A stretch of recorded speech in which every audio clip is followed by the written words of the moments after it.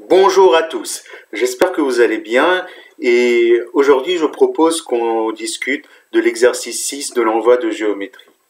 Je pense que la plupart d'entre vous, vous avez déjà eu le temps de le chercher, mais pour ceux qui découvrent cet exercice pour la première fois, je vais présenter l'énoncé. Alors écoutez bien, vous avez un triangle ABC et on note O le centre de son cercle circonscrit.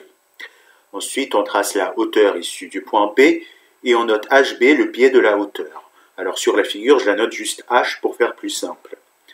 Ensuite, on trace la droite BO, on trace la droite CO et on trace la parallèle à CO passant par H. Alors les deux droites parallèles, je les dessine dans la même couleur, la couleur verte.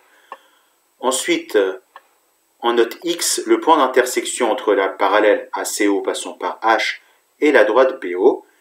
Et le but est de démontrer que le point X est aligné avec le milieu du segment BA et le milieu du segment CA. Alors, on va montrer, je note D le milieu du segment BA et E le milieu du segment CA. Et le but, c'est de démontrer que les points DE et X sont alignés. Alors voilà, à vous de jouer maintenant. Vous avez 1 heure pour chercher cet exercice. Enfin, autant de temps que vous voulez. Et une fois que vous aurez suffisamment cherché, on se retrouve tout à l'heure pour discuter de la solution. Bon courage!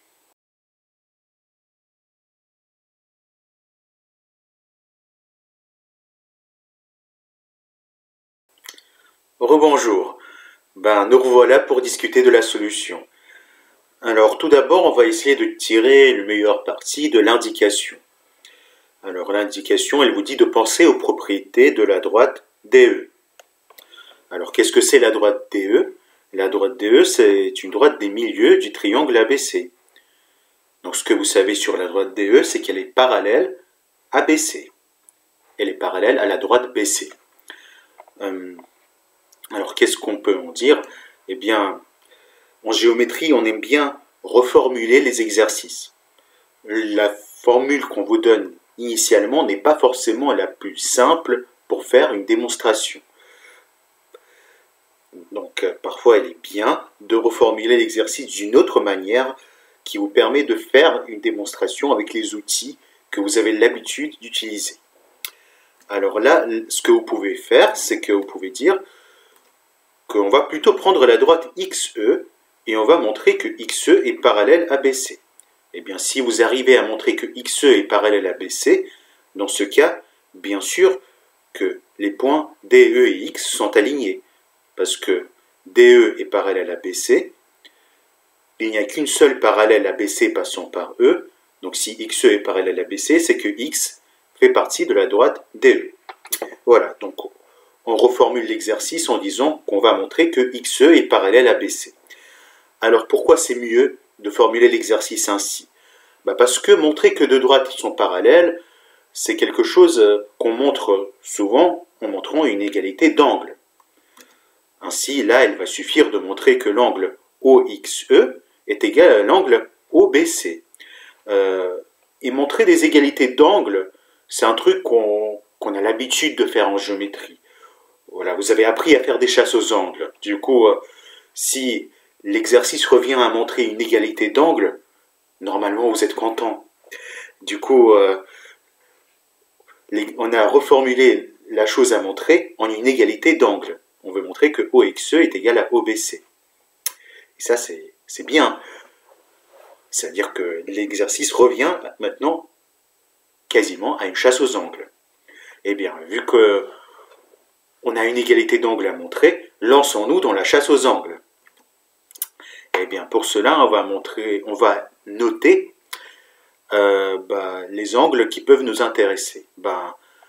Commençons par prendre l'angle OBC. L'angle OBC, on va le noter epsilon. Alors évidemment, vu que OB et OC, c'est deux rayons, le triangle OBC est isocèle en O. C'est-à-dire que l'angle epsilon, vous le retrouvez aussi en OCB. Voilà, OCB est égal à epsilon. Alors ensuite, vous remarquez que l'angle XOC, c'est un angle extérieur au triangle OBC. C'est-à-dire, XOC est forcément égal à la somme des angles OBC et OCB. Donc, XOC est égal à 2 epsilon. Ensuite, vous pouvez tirer parti du fait que les deux droites vertes sont parallèles. Donc, l'angle XOC est égal à l'angle OXH.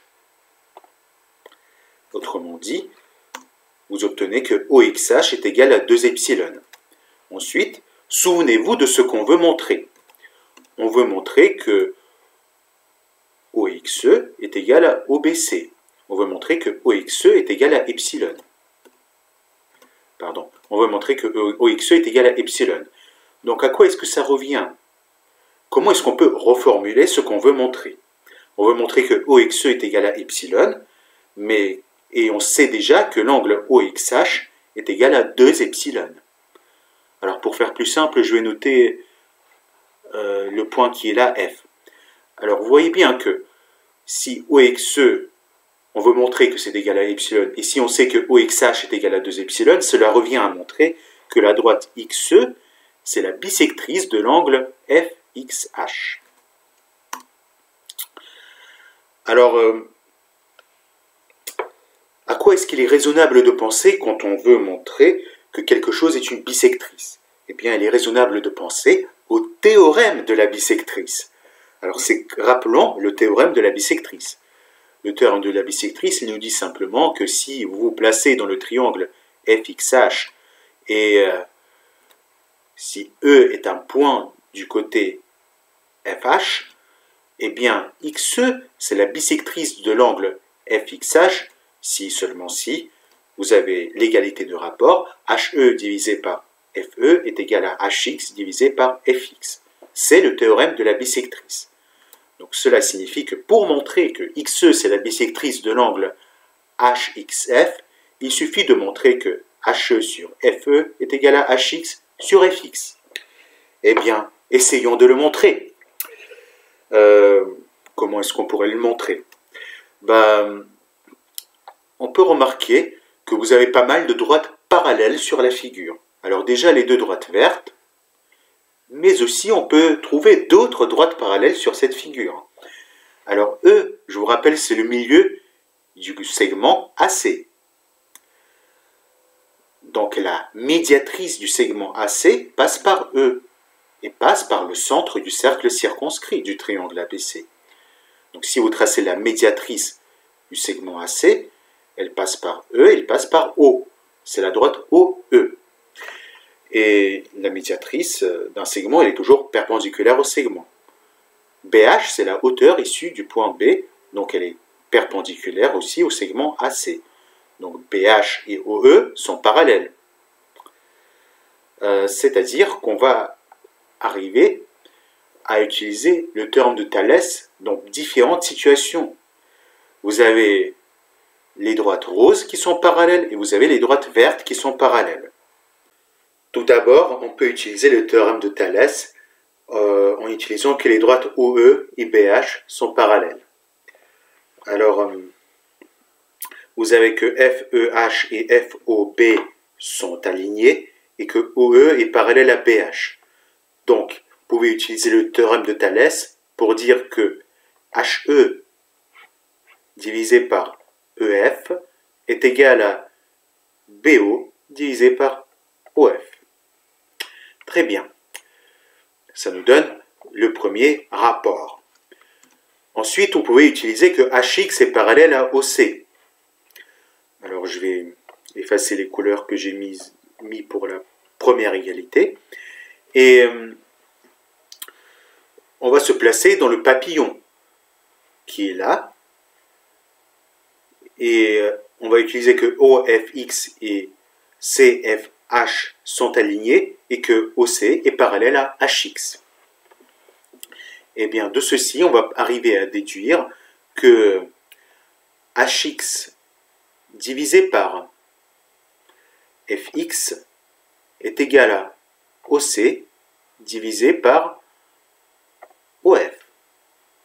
Et cela démontre la deuxième égalité de rapport. Donc là, vous voyez que HE divisé par FE est égal à BO divisé par FO, et HX divisé par FX est égal à OC divisé par FO. Or, nous, on veut montrer que HE divisé par FE est égal à HX divisé par FX. Donc, il suffit de montrer que BO divisé par FO est égal à OC divisé par FO. Autrement dit, il nous reste à montrer que BO est égal à OC. Or, ça, c'est clair. BO est égal à OC parce que ce sont deux rayons du cercle. Donc, la démonstration est terminée. Eh bien, je vous remercie pour votre attention et n'hésitez pas à poser vos questions en commentaire. Et nous, on se retrouve dans une prochaine vidéo. À la prochaine.